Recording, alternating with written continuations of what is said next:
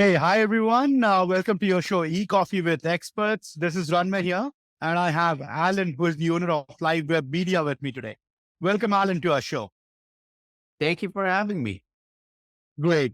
Alen, before we move any forward, why don't you talk us through your journey thus far, and also about LiveWebMedia, what you guys do, how you guys different from all the agencies out there, and what are your core offerings, and we'll take it forward from there. Yeah. LiveWebMedia is primarily focused in on web design, web development. I actually started the company 1998, so October of Wow. 98. Somewhere around 25 years. Actually, I believe this year, October will be 25 years. So our core business of web design is still there. So still doing exactly what we were doing 25 years ago. Obviously, a lot of the tools have changed. AI has been introduced to us and all that stuff. So Yeah. we utilize all of this into our development. And of course, our designs, I could still think about what the designs used to look like 10, 20 years ago. They've evolved a lot. So that is the main business, the main core. And of course, now because of social media, marketing, SEO, pay-per-click, and review management, those are important factors to take in because your website, as beautifully as designed, is only good for your family and your friends to see. If you need the rest of the world to see, that's where marketing comes into play. And that is why you need to utilize, again, any one of these sources. Ideally, you should be utilizing all of them, but SEO, Google, social media, reputation manager, all of this is going to bring traffic and give you credibility. Because that's the other part of the business is not simply just doing marketing. You need to bring credibility to your business. How long have you been around? What kind of reviews do you have? What kind of social platform? How often are you posting on these? So this all gives you credibility that this business has been around. They're very active in social media, so on. And this all correlates back to Google if you're doing SEO, because Google is actually watching all of this activity, and that is actually how you begin coming up the ranks towards page one. So that, in a nutshell, is what we do, what we've been doing, and what we will continue to do until the new latest trend comes out, whenever that is, that we will jump on and begin using it in our business and offering it to our clients. Great, yeah, lovely. And today we're going to discuss about reputation management, which is so crucial in today's landscape. Could you please provide some insights into how businesses can proactively manage their online reputation, especially when faced with negative reviews or feedback? Yeah. So the number one thing that I would say before we get into the discussion of negative reviews is make sure you actually are and have created your account in the form of collecting reviews. So the primary ones, you could collect reviews in Facebook. So most people do tend to have a Facebook business account. Make sure you collect reviews there. The one that most businesses tend to skip over only because of their, maybe I shouldn't use the word hatred, but their dislike towards Yelp. Most businesses are like, I'm just going to skip over Yelp. I don't like Yelp. I don't want to use Yelp, and I don't want people to leave me reviews in Yelp. The unfortunate misconception here is that if you've never created a Yelp account for your business, anyone could actually go and create it for your business and then go ahead and leave that negative review. So, in other words, you didn't do any service to yourself and your business by simply not creating one, because someone can go and create it for you. And then what you have to do is, at that point, is of course claim that business and then rebuttal that. So, discussing negative reviews, that is a one person's opinion of your service, whether it's a restaurant, the food that they ate, whatever it is, that one particular person's issue. Again, they could have had a bad day and they're leaving you a negative review. But at the end of the day, this is what we see a lot, is ignoring that review. And here's what I mean by that. You must respond to that review. Now, you Correct. do not hack them. That is probably, if you want this negative review to really make a bad impact for your business, is simply attacking that particular customer. Whether they were right or wrong is irrelevant. You do not take that stand. You have to be very creative in your response with whatever the issue was. And ideally, you want to provide facts of whatever took place, but you also want to make it very pleasant and that you're almost inviting them back because maybe they had a bad taste in their mouth, the service was bad, the customer service was bad, whatever. Again, because we see so many different industries that we deal with, and a negative review will come in. But so to begin with, is again, you must respond. Here's what's going on.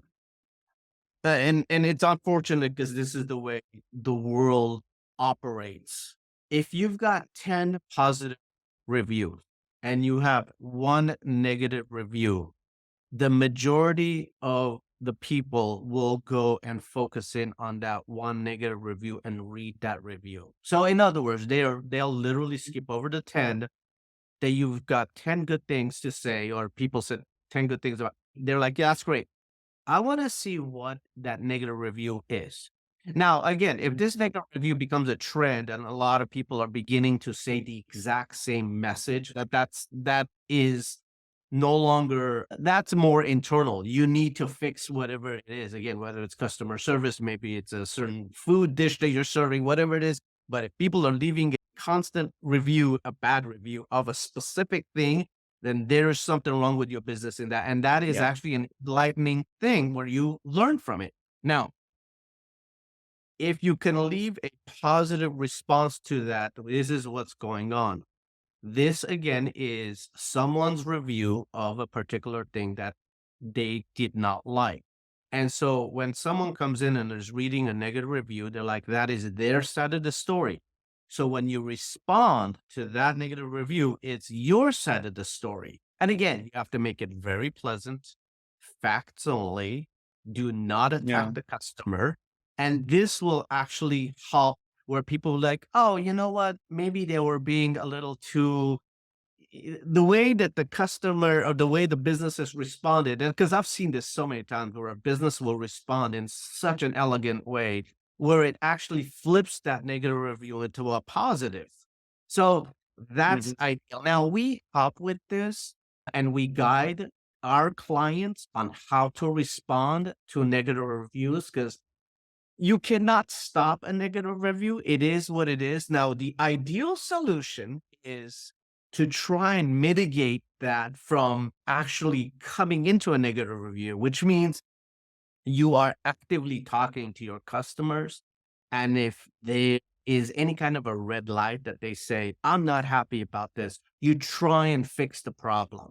You try and say, what is it that we did wrong? What is it that we could do to fix this with you? You're trying to get that 5-star review before they go and actually leave a 1-star review, whatever.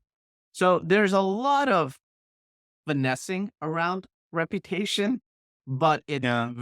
very important because when you go to Google and you begin Yeah. typing in, oh, I don't know, we'll just pick a subject, whether it's restaurants, whether you're looking for glasses, you type in Google.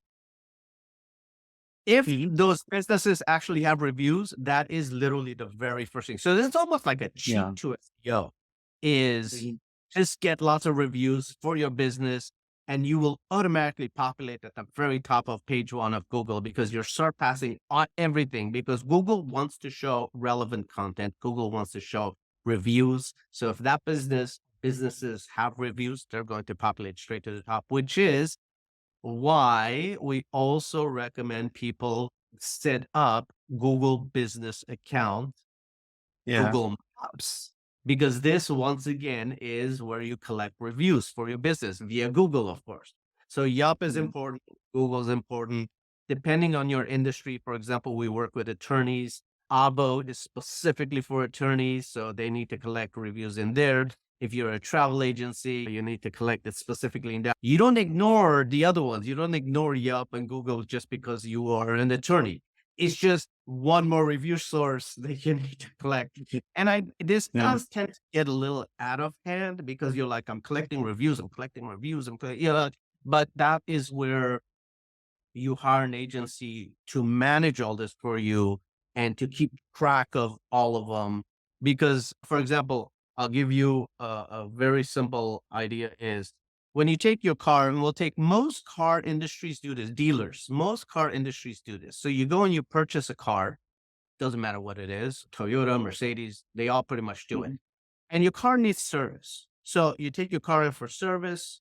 Soon as you pick up your car, that day or the following day, you've already received a text message or an email requesting, how did we Yeah. do?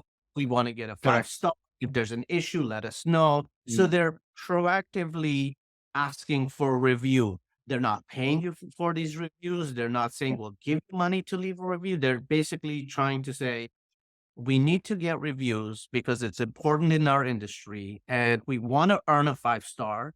So if there's a problem, let us Yeah. know because we want to make sure this is fixed for you. Again, if you left with a bad taste in your mouth or something was not right. And again, before you fumed and decided, you know what, I'm going to go leave a negative review for the dealer because they didn't do something right or whatever.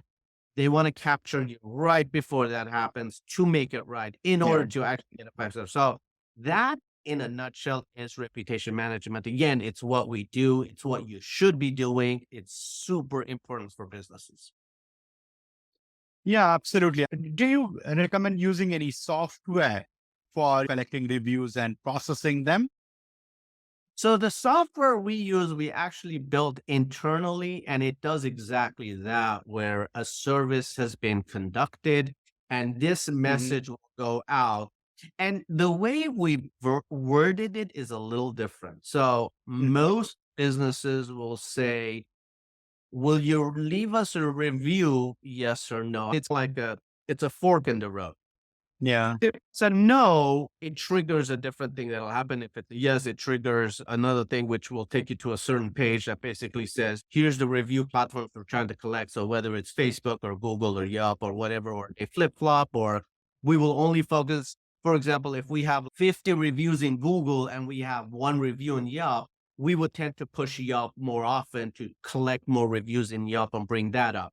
So you want to have a balance across all of your review platforms. Now, again, most people will be saying, will you leave us a review? Yes or no. What we've done is we've worded it differently. It's still the same triggers, but we worded it where, would you recommend us to a friend or a family? So it's Yeah. a little bit more psychological where you're like, no, I will not recommend you, which means they're not happy with the service. Not So happy. once Yeah. again, this will take you towards this specific trigger, which says, I'm so sorry we let you down. Please let us know what the issue is. We want to fix this. So right away, again, you're trying to capture them before they do the next step, which is leave a negative review. So you want to capture the problem so that you can fix and mitigate the issue. If it is, yes, I will recommend you. Not only is this going to take them to, again, Yelp, Google, whatever it is that you're trying to collect, but it'll also trigger another action, which will say, if you're going to recommend this to a friend and family, maybe give us a name and an email address with it. So again, it's reputation management is also a form of getting more clients.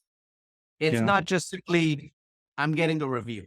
And by the way, these reviews are very important for every business, every industry.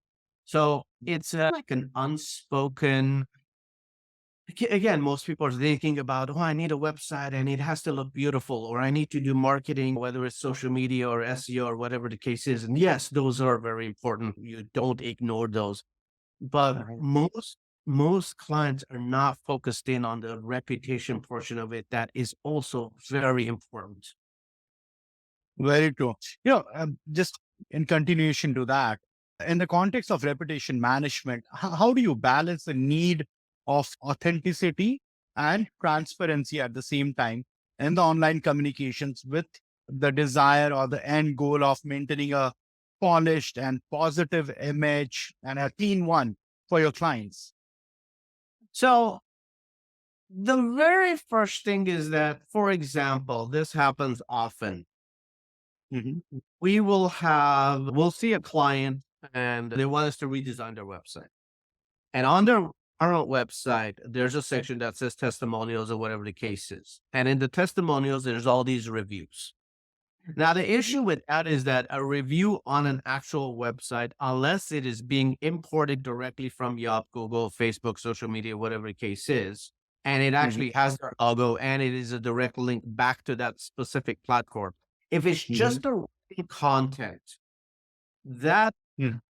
doesn't mean a lot because I could just go write my own review and make it sound like someone left that review for me on my own website.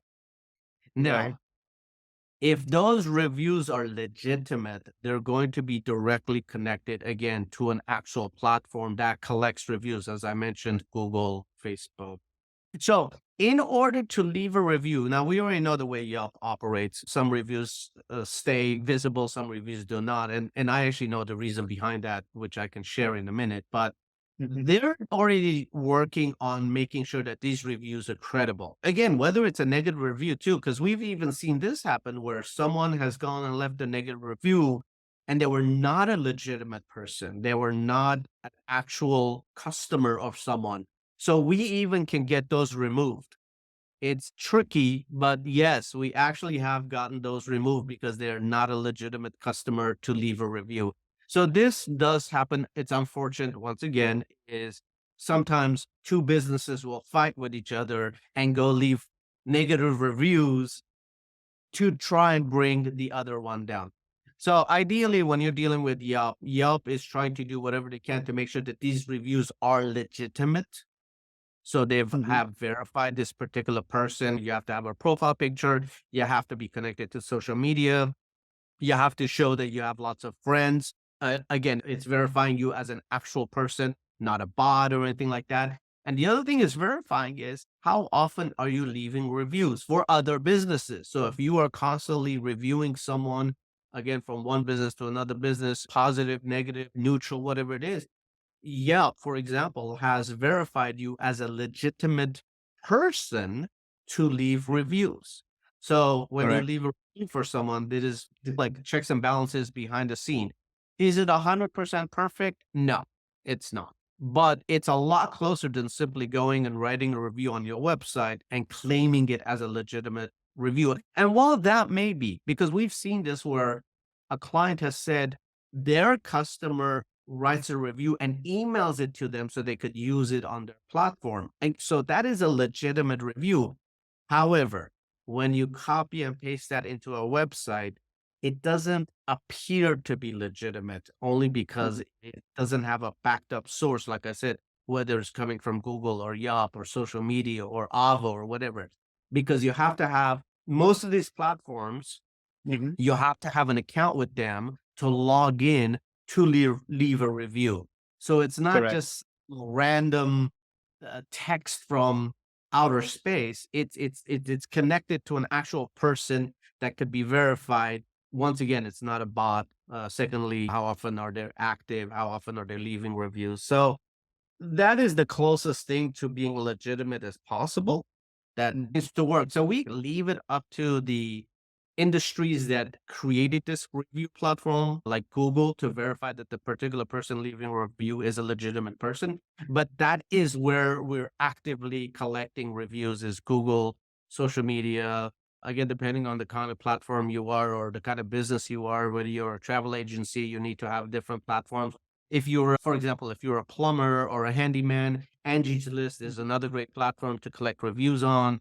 But the ones you should not be ignoring is Yelp and Google. Those are Yeah. the main ones that, because those two are going to do again, as I mentioned in Google, when you're typing in something, if there's a review, that's going to come up. So right away. And then if I'm not mistaken, Siri on Apple will also pull up reviews from Yelp first. Yeah.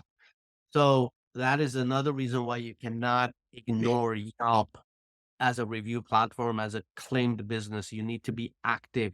Now, Yelp's review Yelp's customer information that basically they've said is they do not want you to be actively collecting reviews. That is in their so-called bylaws. Mhm. I have actually had several conversations with Yelp regarding this. And it is, again, it's unfortunate because if you are going to just sit there in the sidelines and wait for someone to leave you a positive review, you'll be waiting a long time. It's unfortunate, but that's the way it is. However, someone will go leave you a negative review because something has triggered in them. Something happened that they're going to fume and go leave a negative review. So unless you are actively collecting reviews, that is the only way to move forward. And that, again, as I mentioned, Mercedes-Benz does this. A lot of reputable companies, they will actively ask for a review.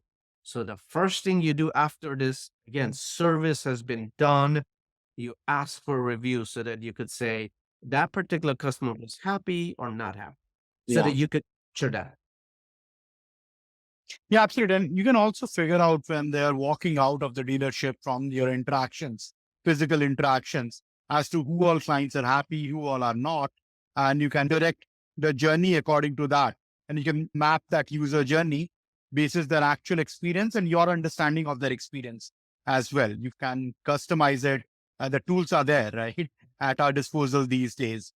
Yeah, Wonderful. we definitely have a lot of tools at our disposal, and therefore you should be utilizing that. And it, again, the issue is from our customer, our clients end is there are too many tools and they don't know which ones they need to be using, which ones they need to focus in on, and they're too busy focusing on their business to think about, oh, now I have to do social media. Now I have to collect reviews. Now I have to be active on Yelp. And I get it. That is where an agency helps you, where they take that off of your hands.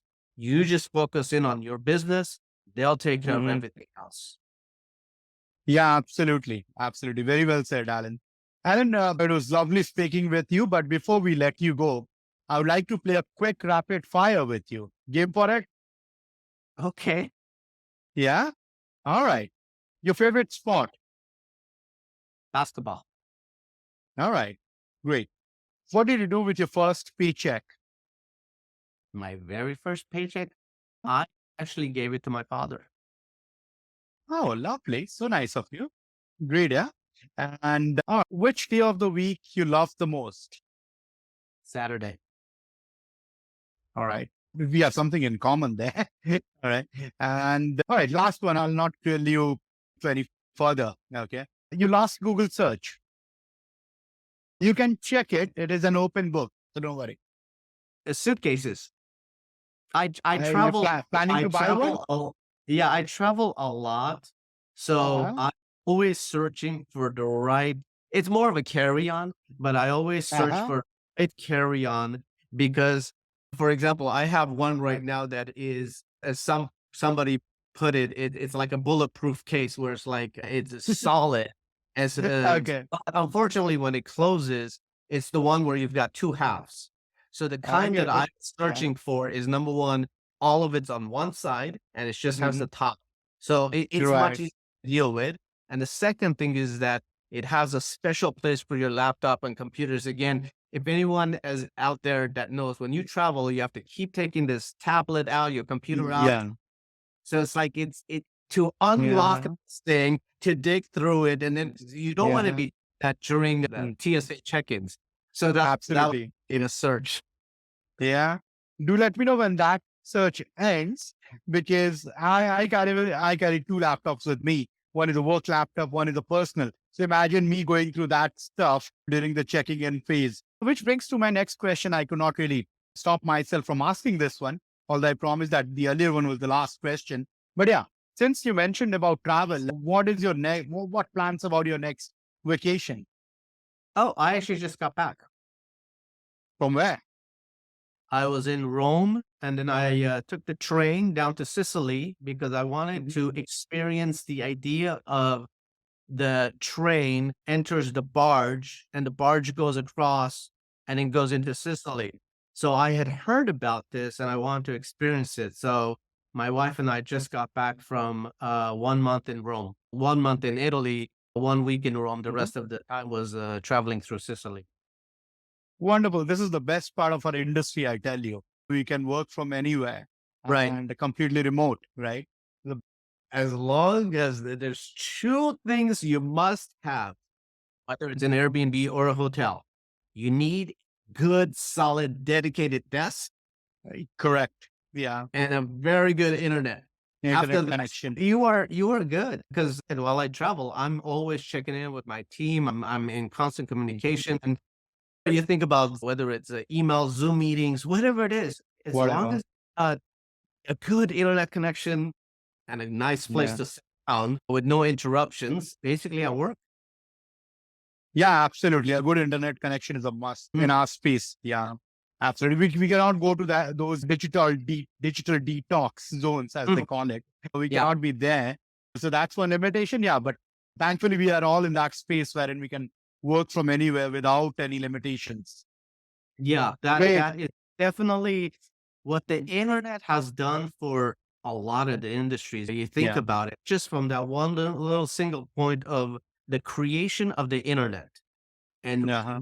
how many jobs that created, the ability for social media to flourish, the ability for web design to come into space, online, online marketing, online banking, online anything, the ability for you and I at different locations to have a Yeah. meeting, to be able to work. If that internet was never created, we would all be working at the typical 9 to 5 job. Yeah. Absolutely. Absolutely. Can't imagine life without it nowadays. Yeah. Great. Yeah. Lovely, Alan. It was indeed a pleasure hosting you, and I'm sure our audiences would have gained a lot of insights from what you shared, known a thing or two about reputation management, which they can put to use with their clients. So thank you. Appreciate you taking out time and doing this podcast with us, Alan. Thank you so much for having me. Cheers, man.